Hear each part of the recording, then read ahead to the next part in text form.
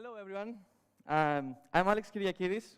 I live in Amsterdam, and I'm originally from Greece, as you might notice from my popular accent. I picked up Vue.js a long time ago. When the framework was version 0 point something. And actually, I wrote the first book on Vue.js because I wanted more people to learn about Vue.js because it's so awesome. The book is called The Majesty of Vue.js. And we have a version available for Vue.js 1, 2, and soon we will publish one for version 3. After the success of the books, I started Vue School, thank you, where we teach developers through video courses about Vue.js and the ecosystem. And I work as a consultant with a handful of companies on Vue.js, and I have contributed to the framework and the ecosystem throughout the years. You can find me on all social networks under the username of Hootlex. And yeah, you should follow me on Twitter.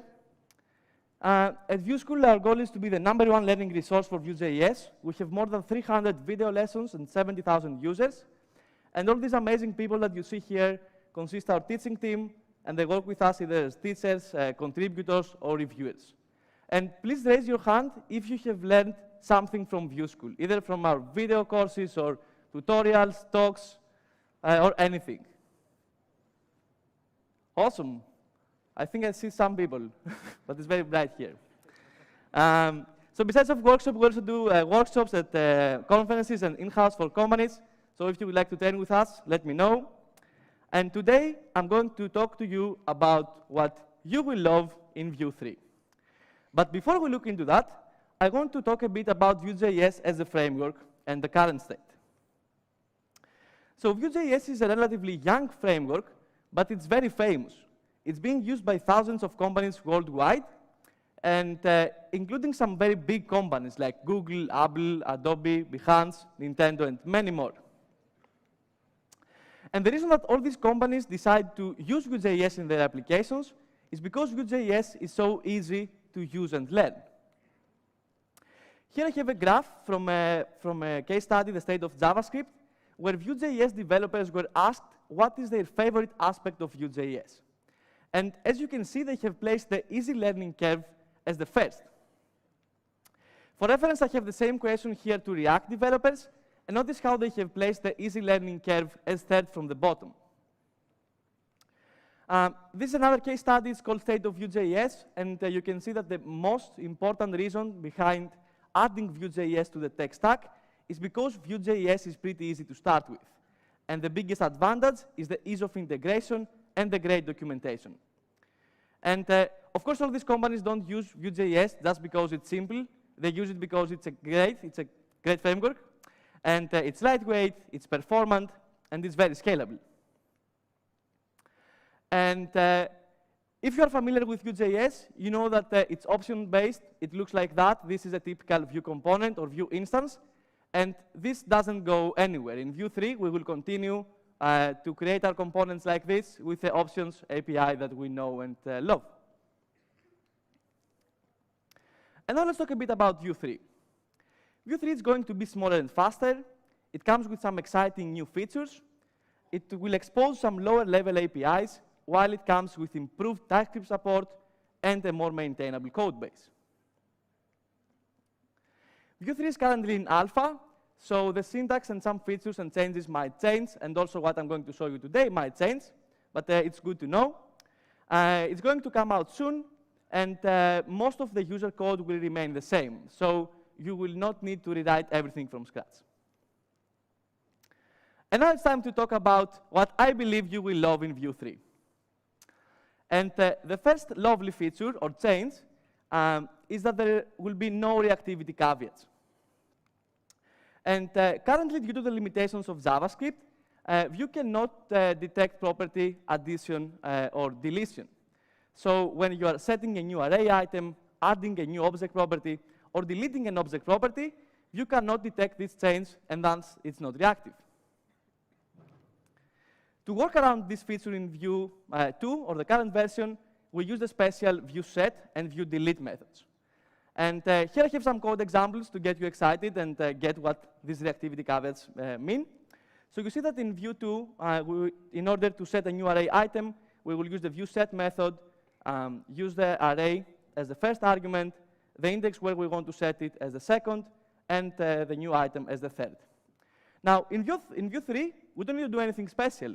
We will just set the array item to the new value, and you will pick up the change, and it will be reactive out of the box.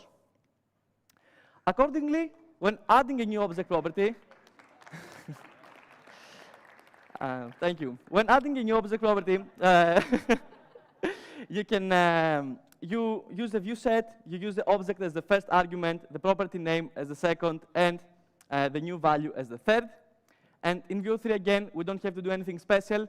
We set the object property, and if it doesn't exist, it will be created, and it will be reactive. And accordingly, with VueDelete, we delete an object property, and in Vue3, we just delete the property, and it works. Isn't that awesome? Yeah, we don't need to answer. Another feature that I'm very excited in Vue3, and this is one of my favorites, is the portals. And the portals allow us to teleport an element in the DOM from one place to another. Well, let's play once again. Yay. So, in order to teleport an element, we need a target. And here I have a component to show you where I'm rendering the router view. And right after, I have a div with an ID of portal target, which is, it's not a special element. It's not a component or something new in Vue3. It's just an empty div with an ID, which we will use to send elements here from other components through portals. Let me show you how this will work. So this is another component. It's a user card. It has a title for the username and a button that will remove the user. And within here, I'm using the new portal component that will be shipped in Vue3, which accepts a target argument with a CSS selector of where to send these elements. So whatever elements we place within the portal will be rendered inside the portal target, which can be anything we define in here. In this example, the target will be the div with ID of portal target that we have in app view. And the source is this portal that lives inside the template of user card.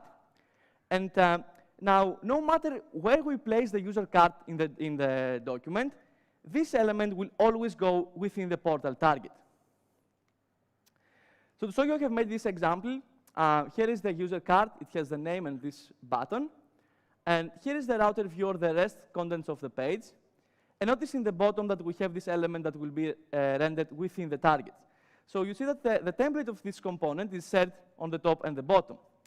And now notice that if I toggle the user card component, both elements go away. So even though this element lives in the footer, it actually belongs within the user card component.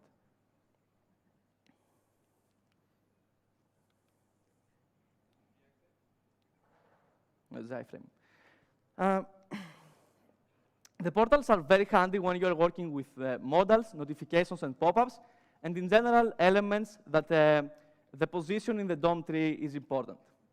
And also, they're handy when you want to play with some layout content, and imagine that you have the power to add or remove content within a sidebar, a menu, or a footer from any component of your application. If you get overexcited with the portals and you can't wait to use it, there is a great plugin for Vue2. It's called Portal View. It's made by Thorsten, and you can find it on this URL, and you can add it in your Vue applications. The next lovely change is the multiple root nodes. And this sounds a bit complex, but in reality, it's very simple. Let me know if this sounds familiar to anyone. You create a new component, you put your nice content within the template, and then you go in the browser to see how it looks, only to see this error. The template root requires exactly one root element.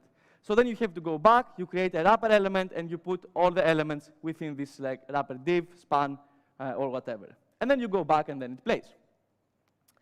Now, in Vue3, this just works. You don't have to do anything. You don't need to create any wrapper components or divs anymore.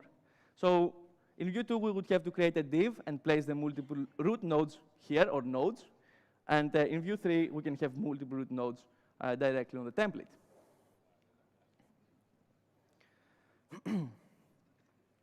The next lovely change is regarding the vModel API.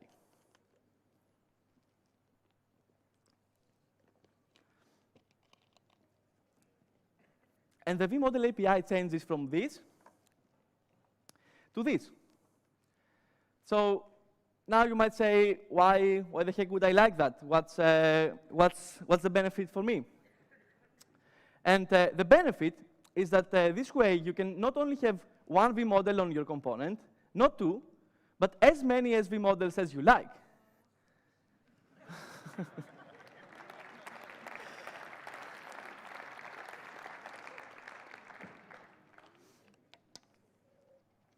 OK, and now it's time for a serious new feature that is very exciting.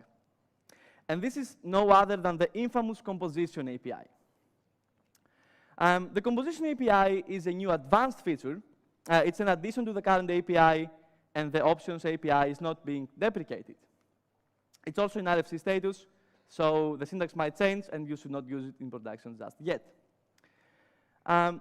Typically here, I would have a ton of code examples and use cases, but I know that many people have talked about the topic already, so I will just make a quick intro and give you my thoughts on the composition API. The composition API is here to help us with the code organization, the logic reuse, and with TypeScript support. And the benefits of the composition API, when compared with other existing patterns, is that it's extremely flexible. Because it is essentially JavaScript functions, they can be stored in individual files, they can be customized with arguments and everything. And when the composition API is used to share component options, there is a clear source of properties. So you know where these shared data or methods are coming from, and there is no magic happening behind the scenes as you would have with mixins. There's also a performance benefit because there are no component instances involved, and there is no namespace collision as with mixins. There are some cases where the composition API is a great fit. And the first one is when the component code grows too long. And how many of you have worked with a component that is more than 1,000 lines? 1,000 lines. Yeah, I see quite so many people. Yeah. So guys, for these use cases, the composition API will be a blessing, because we can split this component into multiple files, and we can split them by feature and then bring them all together. The composition API is also a great fit when there is multiple people that work on the same big components, and when you want to reuse component options without using mixins. And lastly, of course, when TypeScript support is important. Though, as everything in life, the composition API comes with its own drawbacks, which in my opinion is the overhead of introducing refs, the fact that there is no shared template, the same we have with mixins, and the learning curve. And the learning curve for me is the most important, because remember in the intro how many people and companies love Vue.js because it's so simple and the learning curve is so smooth. So please consider this and don't go crazy. You don't need to rewrite your Vue 2 application using the composition API. You don't need to use the composition API in a simple component, and keep the junior developers in mind. And this is something that I really like in Vue.js today, that you can teach someone that, OK, here is your data, your compute properties, your props, whatever, and then they can build amazing things. They don't need to be experts. But the composition API is not so friendly to junior developers or backend developers, web designers, and people that are no experts in JavaScript or development in general. And now suspense.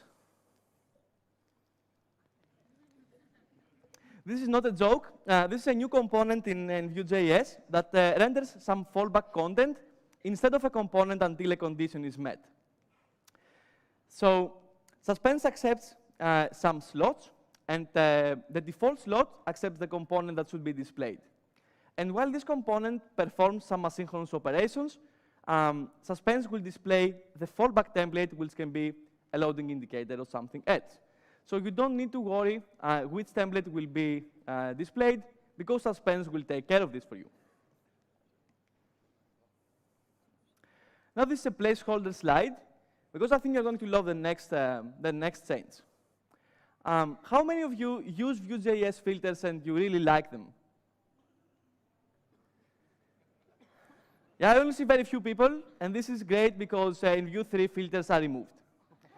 uh, so, what you would do with a filter today, you would use it in the template using the pipe symbol and the filter name. And the common use case is when you work with a currency. For example, you have an amount and you want to display it in dollars.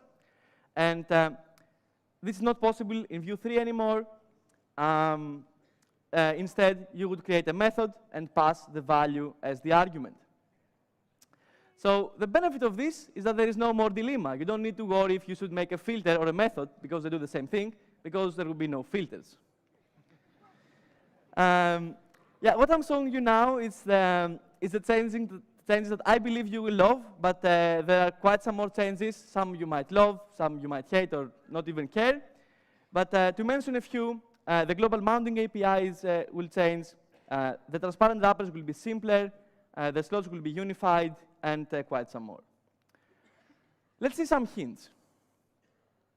First of all, Vue3 will not break your applications. So even though you will need to take some time to upgrade your application, you will not need to rewrite everything from scratch. Also, if you are not already using Vue.js in your products, or even if you don't know Vue.js, you don't need to wait for Vue3 in order to use it or learn it, because most of the Surface API will be the same. It will just be better. And if you are still wondering why to upgrade to Vue3, a quick summary is because you will get massive performance improvements, exceptional reusability possibilities, all these exciting new features, new design patterns for scalability, and TypeScript support. Philip Rakowski and I were working on a course that is called What's New in Vue3 that we are going to publish in a couple of weeks, where we actually cover this and the other features that you might not necessarily love. You can find it here, and if you want to get notified when we ship it, you can click this follow button on the site. Did you take a photo? OK. That's me. I'm Alex Kyriakidis. I do videos and workshops at Vue School.io mostly. Every single one of you should have got a 25 bucks free pass when you arrived in your bag. If you're not, look around. At Vue School, we create courses for beginners, intermediate, and advanced developers. We try to have as big variety as we can. We have server-side rendering, Next.js, testing, real-world cases, and many more. And actually, with the passes, you can get access to all our courses for free, so you can check all our content. Yeah, don't check this QR code is old. So we will be at the booth area in the last break. If you want to come say hi, discuss about training, or just grab some stickers, I will be happy to meet you. Thank you.